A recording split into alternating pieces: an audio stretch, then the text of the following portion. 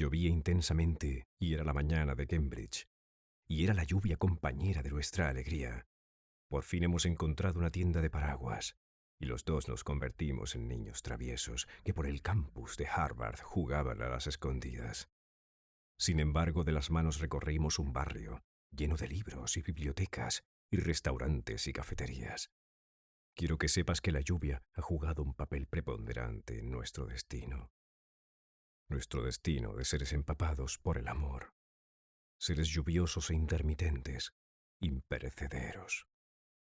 La lluvia de Cambridge era una lluvia de amor, de cosas que nuestros hijos alguna vez interpretarán, como en un libro de sueños escritos en idioma extranjero. En Cambridge fuimos dos extranjeros bajo la mansa lluvia.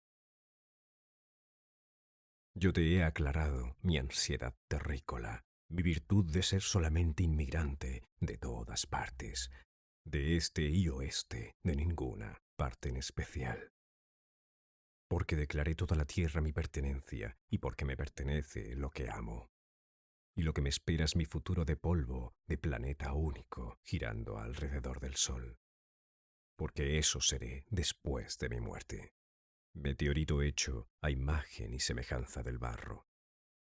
Entonces permítaseme cantar y contar lo que quiero decir, o gritar, porque estoy a punto de redescubrir en cuál insurrección me quedaré sin voz. Fuiste molusco de los grandes lagos, sal para peces magnéticos, trono de agua dulce para Bay City, raíz húmeda de Muskegon. Tu idioma es la llovizna de Sault Ste. Marie. La bohemia de Ann Arbor se ha inspirado en tu juventud de luna llena. Fuiste reptil del lago, empuñadura de hojas fosforescentes del otoño en la noche inigualable de Roger City. Puedes tocar las estrellas con los dedos.